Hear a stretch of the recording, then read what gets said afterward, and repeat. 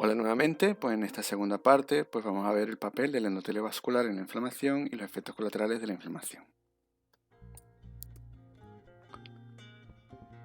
Bueno, vimos en la clase anterior eso, la citoquina, los tipos que eran, cuáles eran sus funciones de inflamación, que eran las quimoquinas, y la molécula de adhesión, que es la selectina, la familia de las monoglobulinas, las integrinas y CD44.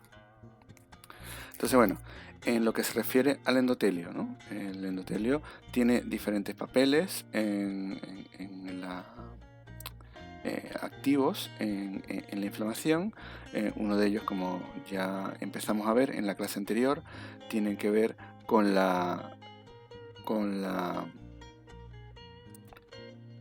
el papel activo en los procesos de coagulación, produciendo la activación de las plaquetas, etc.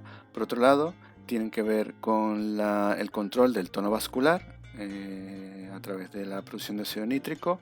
Entonces esta sería la luz del vaso, aquí estas son las células del músculo liso. Por la producción de óxido nítrico lo que hace es que puede producir la relajación de esas células musculares y cambiar el tono vascular.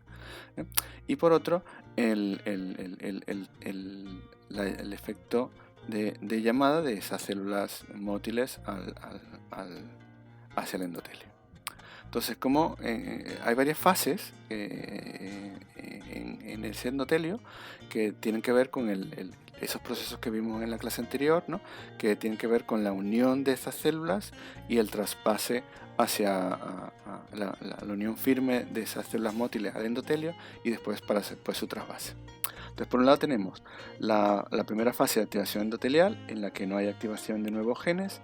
Después una fase de activación endotelial donde se requiere de que hayan células que hayan secretado citoquinas que producen la activación del endotelio, y después una fase crónica de activación endotelial, que si continúa la inflamación, pues hay una activación de la respuesta inmune adaptativa. Entonces vamos a ver esas fases, ¿no? Entonces, en la primera fase, que de activación endotelial, no hay una activación de genes aún, se induce una vasodilatación, un aumento de la permeabilidad vascular para que haya una salida de líquidos de los vasos, lo que produce la hinchazón en los procesos inflamatorios, y todavía hay una escasa o nula inmigración de neutrófilos. Entonces, sería lo que vemos al principio, ocurre en los primeros segundos tras el reconocimiento y el inicio de la activación del foco inflamatorio. Entonces, pues aquí lo que vemos es qué es lo que ocurre en el endotelio, ¿no? Aquí tenemos, se representa la célula endotelial, la luz del vaso es la parte inferior de la diapositiva, donde está circulando la sangre, y aquí por la unión de un ligando a algunos receptores transmembrana, pues ocurre un aumento de señalización que induce cascadas de señalización que tienen que ver, por un lado, con la producción de prostaglandina a la sangre, el aumento de la síntesis de óxido nítrico a la sangre, y el movimiento de células para que haya un aumento de la localización de selectina en la pared interna a la luz del vaso. Entonces, fijaos que por un lado, ¿no? estos ligandos que son proteína G activan esos procesos, por un lado, que terminan en la inducción de la oxionítrico-sintasa, ¿no? A través de la producción de calcio calmodulina y la activación de esta proteína oxionítrico-sintasa que va a producir óxido nítrico. Por otro lado, se activa la producción de la activación de la fosfolipasa A, que es la que remueve esos ácidos grasos de la membrana y se produce la síntesis de ácido araquidónico para la producción de prostaglandinas. Y por otro lado, se produce el paso de unos organelos que tienen las células endoteliales, que son los cuerpos de Weber-Palade, que se fusionan en la membrana para la expresión de selectina en esta zona de la membrana plasmática de las células endoteliales. Fijaos que esto ocurre a tiempos muy cortos desde el inicio de la inflamación. Aquí aquí todavía no ha habido un papel activo en la transcripción de celular en la transcripción de nuevas proteínas. Entonces, por un lado, tenemos que la prostaglandina y el óxido nítrico inducen más vasodilatación. El hecho de que se aligeren esas uniones intercelulares, se aumenta el paso de líquido de la sangre hacia el exterior de los vasos, y la localización de la preselectina en la pared, en la membrana de las células endoteliales, pues empieza a aumentar la adhesión. Entonces ya, bueno, en la siguiente fase pues ya requiere que haya habido unas células vecinas, hayan secretado citoquinas, esas células del sistema inmune innato, que han secretado citoquinas, y sigue ocurriendo todo lo de antes, pero a la vez empieza a haber esa migración inicial de los neutrófilos y la unión de esos mononucleares a la pared, ¿no? Y puede haber también inducción de la trombosis. O sea, aquí lo que estamos viendo es que ya se ve cómo todos estos puntitos pues son ya células que están localizándose en el foco de la infección, ¿no? Han ido pasando han ido saliendo del vaso sanguíneo y se han ido localizando al foco de infección. Entonces, en el que ocurren todos estos procesos, ¿no? Que ya vimos en la clase anterior, ¿no? La unión suave con el rolling, la detención, la unión firme, y después el paso de las células mótiles a través del endotelio. Entonces, bueno, aquí vemos cuáles son los eventos que ocurren. Por un lado ya tenemos la inducción por citoquina, aquí tenemos interleuquina 1, TNF-alfa, que están activando receptores en la zona endotelial. Fijaos, esta es la zona del foco de infección. Esta parte de aquí abajo sería la parte donde está circulando la sangre. Y esa activación en el lado opuesto de la célula donde está el foco de infección, ¿no?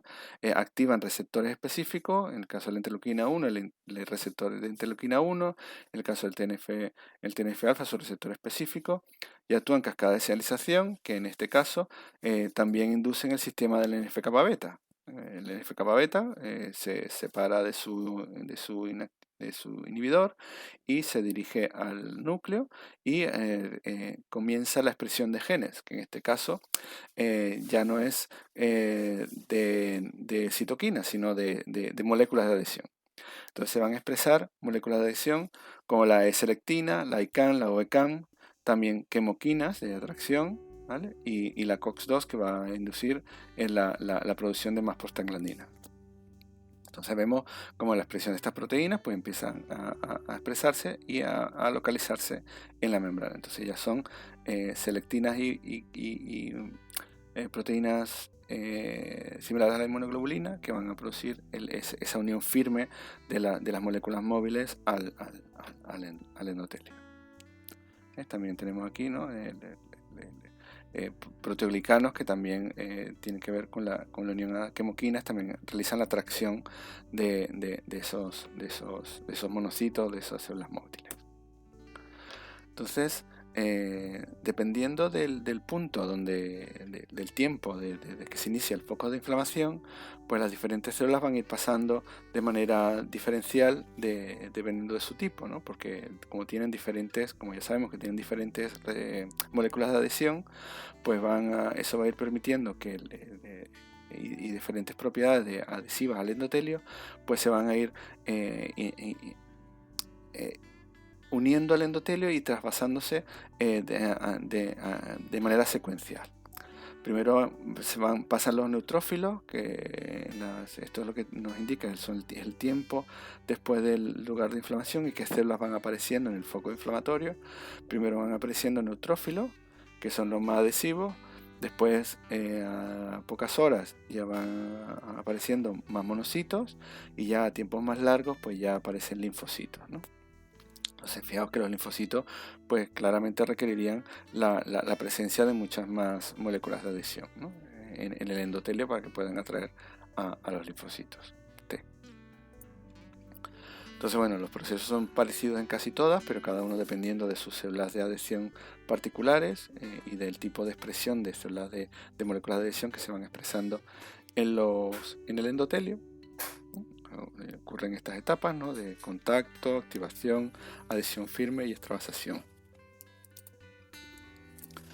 Y bueno, dentro de lo que es el leucocito que se acaba de adherir, en este punto, ¿no?, aquí cuando se acaba de unir, también hay la activación de genes, ¿no?, que hacen que haya expresión de otras proteínas, ¿no? Entonces, bueno, la activación del entre el ligando y proteína G al final hace cambios que actúan en la expresión de integrinas, ¿no? La presencia de integrinas en el punto de unión al endotelio. Entonces, bueno, aquí tenemos otra vez cómo está la célula endotelial. Sabemos que está expresando selectinas y moléculas parecidas a las inmunoglobulinas, ¿vale? Y bueno, dentro de lo que es la célula móvil, pues vemos que hay un cambio, como está activado por las quimoquinas, pues hay un cambio en su forma celular, hay un cambio en la distribución de su citoesqueleto, que es la que va haciendo que haya un cambio y que vaya resultando en movimiento. Y bueno, tenemos aquí, si esto es lo que es la célula que tiene puntos de anclaje al sustrato o a la matriz intercelular, pues esos puntos de anclaje van cambiando porque se va produciendo síntesis de nueva actina, de nuevo citoesqueleto, que va anclándose nuevamente en otros puntos del soporte, ¿no?, del sustrato. Entonces vemos que por aquí hay una producción de nuevos citoesqueletos de actina, lo que va produciendo ese cambio de forma celular, y por otro lado una desadhesión al sitio contrario al movimiento para ir produciendo el movimiento celular. Entonces, fijaos, aquí tenemos cómo sería, ¿no? En el sitio de anclaje lo que están actuando son integrinas que se están anclando al foco de adhesión, ¿no? Y por el otro lado hay integrinas que son inactivas y que hay menos cantidad en el sitio donde el sitio contrario al movimiento, ¿no? Entonces los anclajes se van haciendo a través de integrinas activas que, como ya sabemos, no solo cambian de conformación, sino que se agrupan en un punto específico de la célula, se localizan, ¿vale? Y por un lado se va sintetizando nueva actina, que es la que va haciendo cambiando la célula, y se va las diferentes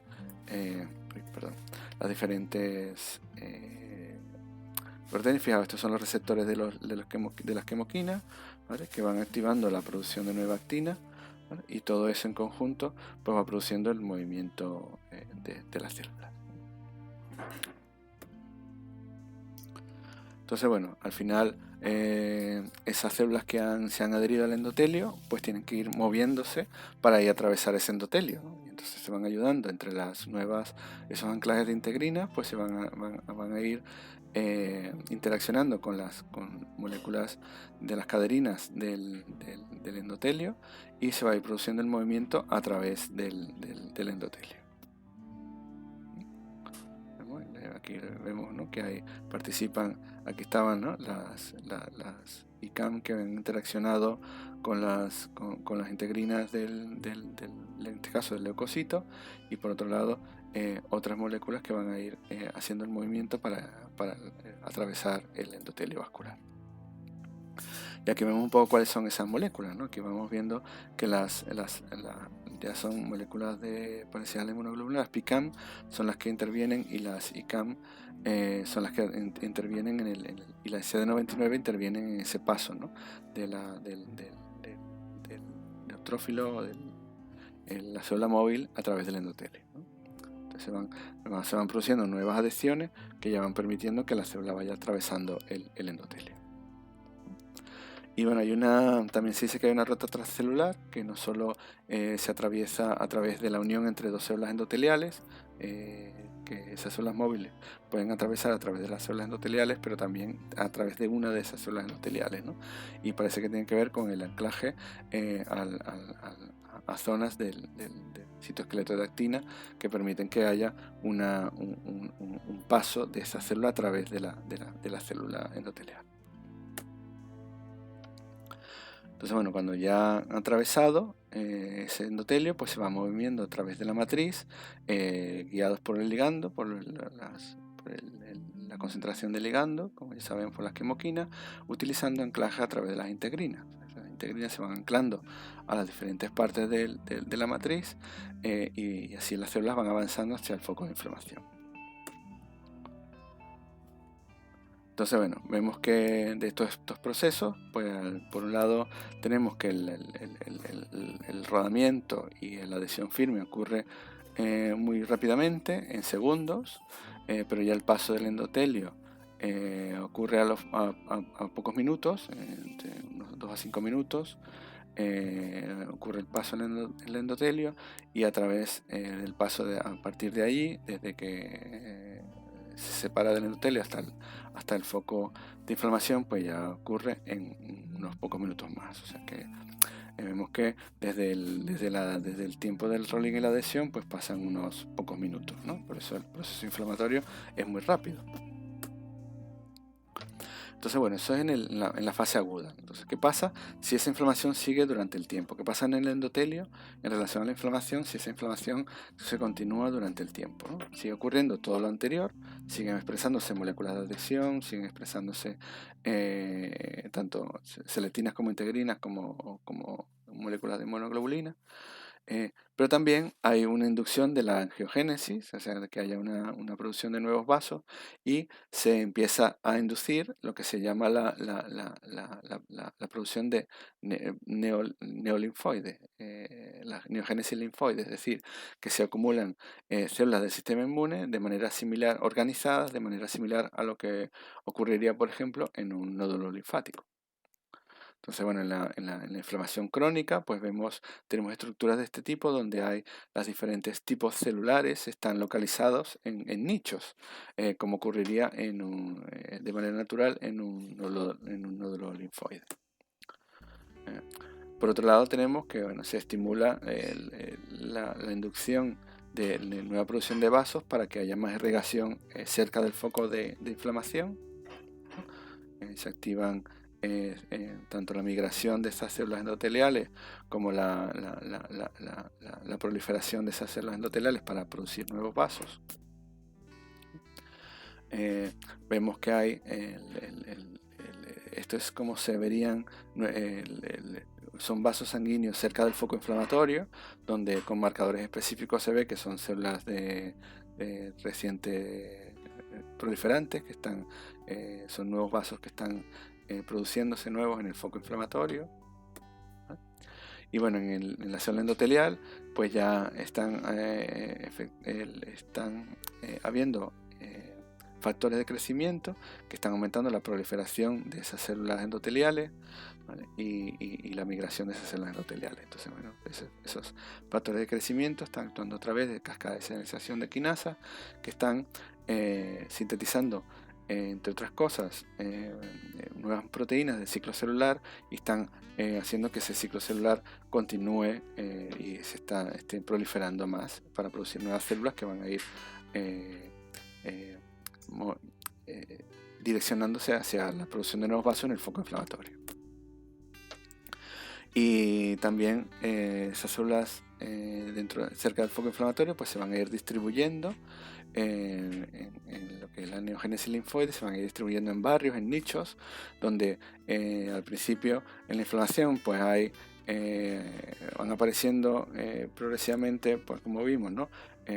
Monocitos y después linfocitos, pero después con el tiempo y esa estimulación angiogénica en la inflamación crónica se van organizando en diferentes nichos, ¿no? Entonces tenemos, por ejemplo, áreas donde va a haber muchos más linfocitos T, otras áreas donde va a haber más células plasmáticas, linfocitos B maduros, y otras áreas donde van a haber otras células, y van a haber gradientes de citoquina y de quemoquina que van a definir que ese foco inflamatorio pues empieza a tener una conformación de nichos, ¿no? Como ocurriría en una distribución como similar a lo que ocurriría en un órgano linfoide, en un nódulo linfático.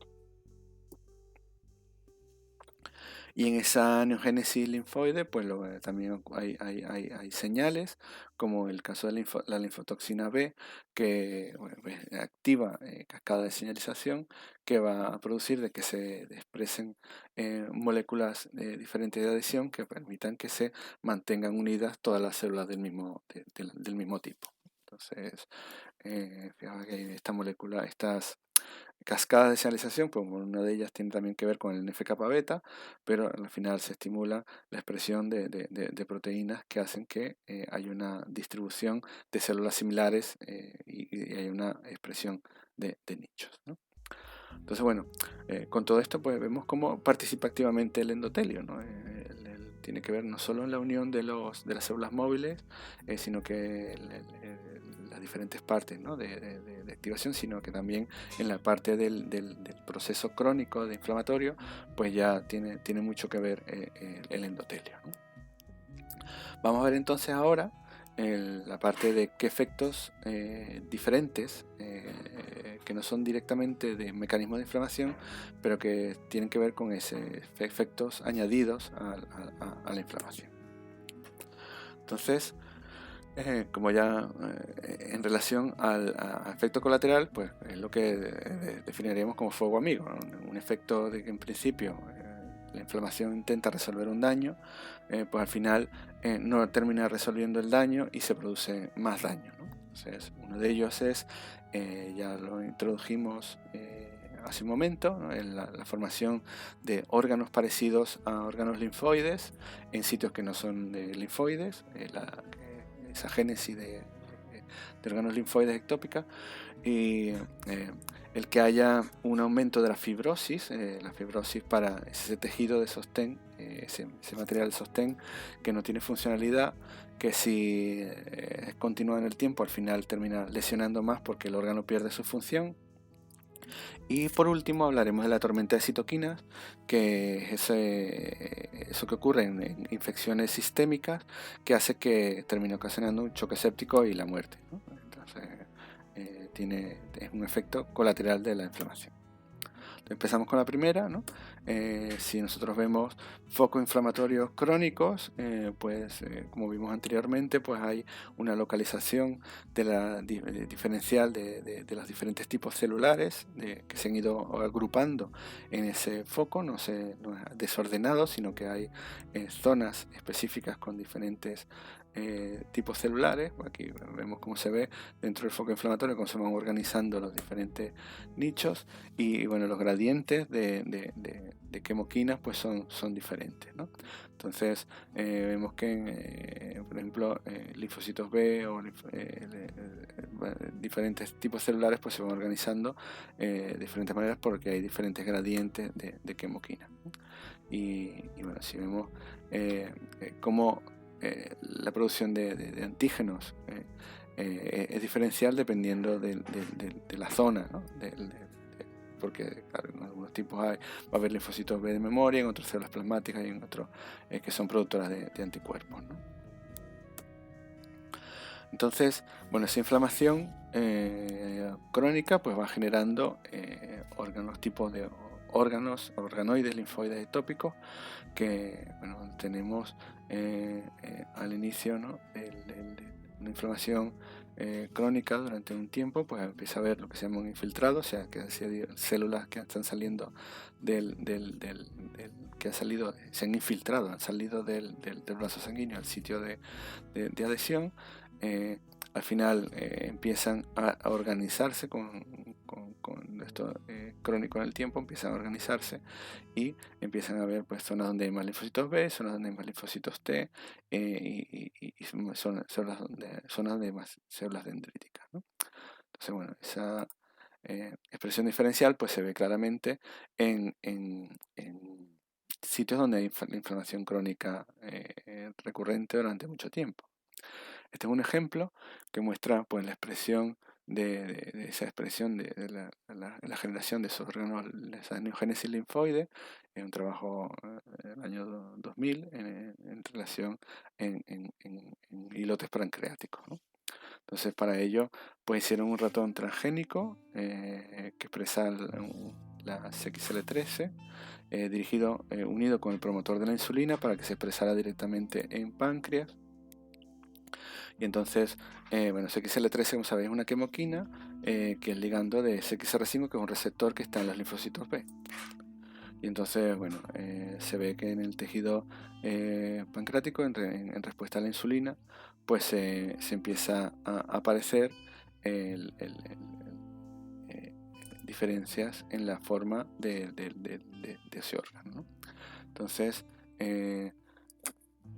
ver, aquí tenemos, ¿no? El BCL es la quimoquina, ¿no?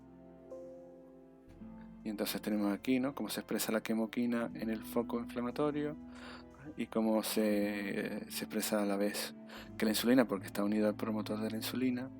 Y bueno, se ve que entre otras cosas pues hay expresión de la linfotoxina beta, que es la que tiene que ver con la inducción de esos genes que tienen que ver con la expresión del órgano linfoide. En el caso de artritis reumatoide, que también es una infección crónica, también puede aparecer, se ha visto en la synovia, ¿no? Si esto es esto es como sería la expresión de diferentes marcadores en la synovia de artritis, ¿no? Y vemos cómo va cambiando la expresión de los diferentes marcadores celulares, ¿no? Está aquí, ¿no? La expresión de diferentes tipos celulares, tipos de linfocitos B, linfocitos T, ¿vale? Y de la expresión de ese marcador, ¿no? Esto sería, la parte de arriba sería en el foco inflamatorio y en otras zonas, ¿no?, donde no está la inflamación. Entonces, aquí vemos pues cómo las diferentes células se van expresando, es el mismo foco inflamatorio, aquí se van expresando de diferentes tipos celulares en el foco inflamatorio, ¿no? También, otro ejemplo de enfermedad de Graves, que es una enfermedad autoinmune del tiroides, pues también, ¿no?, se ve que tanto en diferencia de tejido normal, pues el receptor del TSH, como una tiroides, en enfermedad de Graves se expresa más receptor de TSH, ¿no? Y también se ve que hay más expresión del linfocito diferencial del linfocitos B en el foco inflamatorio. O sea, esto simplemente lo que quiero contaros es eso, ¿no?, que se estimulan en focos inflamatorios crónicos, se estimula la localización de diferentes tipos de linfocitos en el foco inflamatorio. En el caso del siguiente, que es el de la fibrosis, ¿no?, vamos a ver cómo a veces esa reparación lo que hace no termina mejorando, sino que termina lesionando, y ya sabemos que cierto nivel de fibrosis es necesario en la reparación, que produce esa fibrosis, ese tejido de sostén, esas fibras de sostén que no son funcionales, ayudan a que otras células funcionales se formen, y si la inflamación y el daño era pequeño, termina siendo las fibras de sostén se intercalan con las células funcionales, como por ejemplo, ¿no?, una herida pequeña, ¿no?, donde hay sostén pero hay fibras de la piel alrededor del daño. Pero si la respuesta fibrótica es excesiva, pues termina haciéndose constitutiva y causando más daño de manera crónica, ¿no? Entonces, en el caso de la cicatrización, pues bueno, las células endoteliales, entre otras cosas, ¿no?, que han secretado citoquinas como TGF-beta, activan la activación de neutrófilos y monocitos, pero también activan a los fibroblastos, que entre otras cosas van a generar la producción de fibra, ¿no?, que van a ir depositando fibra en la matriz para ir haciendo tejido de sostén, para que en ese sostén se vayan produciendo, se vayan ocupando con células funcionales del órgano. Fijaos que la estimulación de estos fibroblastos ocurre por citoquina, entre otras secretadas por los linfocitos T activados. Sin embargo, si hay una regulación, ¿no?, entre esos linfocitos activados, que unos pueden inducir la síntesis de más colágeno para aumentar la fibrosis, pero otros, esa remodelación de la matriz extracelular, pues también tiene que ver con que hay una degradación de colágeno, ¿no?, que también es por ejemplo, por la inducción del interferón gamma de estos linfocitos, ¿no? Entonces, dependiendo del linfocito, puede ser profibrótico o antifibrótico, ¿no? Y bueno, tienen que ver también con la activación de los macrófagos, ¿no? Entonces, los macrófagos también pueden secretar proteasas, ¿no?, que van cortando van activando proteínas que tienen que ver con que van inhibiendo la producción de colágeno. O sea, bueno, aquí tenemos, dependiendo del tipo de linfocito, puede ser inducir la producción de colágeno o inhibir la producción de colágeno. Entonces, en el caso de que esos procesos no sean controlados, sino que siga aumentando la señal de activación de fibrosis, pues al final se van a producir grandes nódulos fibróticos donde va a haber solo fibra. Aquí lo que se ve es el nódulo, un foco de inflamación, y alrededor todo fibra, donde al final poco a poco pues se va perdiendo espacio. Ese intento de reparación termina no regenerando células del órgano en cuestión, sino que se va produciendo solo fibra, y al final se va perdiendo la funcionalidad del órgano. O sea, puede ser que aquí hay pocas células, esto indica que hay células del tejido, y lo que hay alrededor es solo fibra, ¿no? Entonces, al final el tejido va perdiendo cada vez más y más funcionalidad. Entonces, bueno, lo que pasa en los procesos de fibrosis largos, y al final se va perdiendo la funcionalidad del hígado, como por ejemplo en el hígado, ¿no? Porque hay una fibrosis larga durante el tiempo, pues al final se pierde toda la funcionalidad del hígado, es todo tejido de sostén y no hay células funcionales, no hay células que realizan la función del órgano. Bueno, y ya por último vamos a hablar de la tormenta de citoquinas, ¿no? ¿Qué es, ¿no? Y bueno, cuando hay una infección sistémica, al final se activan todos los mecanismos de iniciación de inflamación, y al final terminan actuando de manera sinérgica, y hay lo que se llama la tormenta de citoquinas, ¿no? Que las citoquinas producen más citoquina, esas citoquinas proinflamatorias ocasionan más inflamación, y al final pues termina habiendo un fallo multiorgánico y la muerte del individuo. O sea, lo que es el choque séptico, que ocurre en infecciones generalizadas, ¿no?, sistémicas. Entonces, choque séptico es cuando algo bueno, pues cuando hay mucho, pues muy malo. Al final, por ejemplo, una infección bacteriana sistémica produce la activación de los TLR sistémicos en todo de monocitos y células dendríticas. Esa secreción sistémica generalizada del TNF, de la interleuquina 1, produce una inflamación generalizada en todo el cuerpo. Eso al final hace que hay un shock por la pérdida de presión sanguínea y vasodilatación generalizada, una permeabilidad de flujo, de permeabilidad a todos los tejidos. También puede haber una inducción de la coagulación por vía del factor tisular, y la combinación de estos efectos pues produce al final un fallo multiorgánico y la muerte del paciente. Entonces hay un trabajo que os lo he dejado en el campus virtual, que habla de uno de los eventos que hizo que fue trágico, que se entendiera mejor cómo era la tormenta de citoquinas, ¿no? Comenzó en el año 2006 y tiene que ver con el efecto de un ensayo clínico que resultó en tragedia, en el que se probó un nuevo medicamento que al final tuvo efectos adversos muy agudos, ¿no? Y en realidad lo que se pretendía era buscar un compuesto que pudiera ser utilizado en enfermedades autoinmunes. Este era un activador de los linfocitos T, y de la unión entre los linfocitos T, y se producía la activación de citoquinas de manera ordenada, ¿no?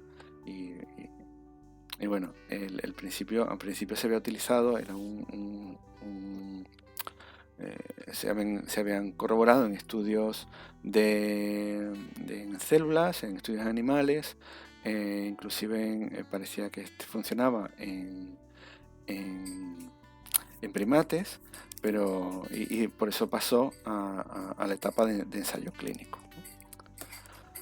Entonces, ¿qué pasa en el ensayo clínico? Pues se reclutan jóvenes que van al ensayo, y se les perfunde el compuesto. A las pocas horas empiezan a tener dolores de cabeza, baja de tensión, fiebre, se empiezan a generar empiezan a intentar contrarrestar los efectos, empiezan a perder linfocitos y monocitos, empieza a haber fallos multiorgánicos en los diferentes pacientes. A las 12 horas fallo multiorgánico del paciente 6, fallo multiorgánico del paciente 5, estamos hablando de solo 6 pacientes. A las 21 horas fallo multiorgánico en los pacientes 1 a 4, y empiezan después por supuesto, dejan de infundir el compuesto y empiezan a dar medidas de sostén para intentar recuperar a esos pacientes, ¿no? Entonces, por ejemplo, dos de esos pacientes terminaron enfermos seriamente durante mucho tiempo, y bueno, fue realmente un evento, un ensayo clínico que marcó un antes y un después. O sea, después de ese ensayo clínico, pues empezaron a tomar medidas para que hubiera, a veces estuvieron en juicio, la empresa quebró, empezaron a tomarse medidas para que los ensayos clínicos fueran mucho más con mucho más cuidado, ¿no? Las pruebas para determinar para que un ensayo clínico salga mal, pues que fueran mucho más estrictas, ¿no? Entonces, bueno, aquí bueno, se ve lo que hace el compuesto. Al final lo que generaba una respuesta que esto debería ocurrir en estudios experimentales, ocurría a nivel temporal. Pues lo que pasó fue que cuando lo inyectaron en humanos, pues esa activación de esos linfocitos ocurría de esa manera sistémica, con lo cual se iba generando muchas citoquinas en el tiempo, y se formaba lo que era una respuesta de citoquinas de manera similar a lo que ocurría, por ejemplo, en una infección sistémica, ¿no? Entonces, lo bueno, quizás si se puede sacar algo bueno, pues que de ese ensayo clínico pues se midieron las citoquinas, se midieron todos los parámetros en el tiempo, y se pudo determinar cuáles eran las diferentes, cómo era la expresión de citoquinas en el tiempo. Eso normalmente no se había podido hacer en infecciones agudas, porque normalmente la infección aguda, cuando ya llega, ya ha ocurrido, ¿no? Cuando ya por ejemplo, ¿no? una peritonitis, ¿no? O sea, indica que las bacterias que estaban en un sitio, por ejemplo en el apéndice, han salido al peritoneo, se han hecho sistémicas y han causado una tormenta de citoquinas en todo el organismo. Pero cuando ya llegaban esos individuos, ya había ocurrido el evento. En este caso, lo que se hizo fue que, como fue desde el momento cero, se fueron midiendo las citoquinas, pues se pudo ver cómo era el aumento de las diferentes citoquinas. Entonces, en esos 6 pacientes, pues se midió TNF-alfa, interferón gamma, las diferentes interleuquina 10, interleuquina 8, interleuquina 6, interleuquina 4, 2, 1 beta y 12, ¿no? Y entonces se pudo ver cómo era la participación de las diferentes citoquinas en la tormenta de citoquinas en el tiempo, ¿no? Entonces, vemos cómo la interleuquina 8, interleuquina 6, pues tiene que ver mucho con el inicio, ¿no? Y el TNF y el interferón gamma, pues tienen que ver mucho con el inicio de esa respuesta, ¿no? Inflamatoria aguda, ¿no? En el inicio. También se midió proteínas de fase aguda, como proteína C reactiva, creatinina, las plaquetas, enzimas hepáticas, ¿no? Como las transaminasas hepáticas. O sea, se hizo muchísimas medidas y se controló, se tenía el control de cómo se iban expresando todas esas diferentes moléculas. Entonces eso sirvió para sentar las bases de cómo era a nivel molecular la tormenta de citoquina. Entonces, bueno, yo os he dejado en el campus virtual un documental que cuenta cómo fue todo el proceso del reclutamiento de los individuos, del inicio del ensayo. Si alguno tiene curiosidad, pues un documental que podéis ver. Entonces, bueno, con eso terminamos lo que son los efectos colaterales de la inflamación y terminamos el bloque, ¿vale? Entonces, bueno, espero vuestras preguntas y bueno, ya nos vemos para resolver dudas y en general, ¿vale? Venga, hasta luego, adiós.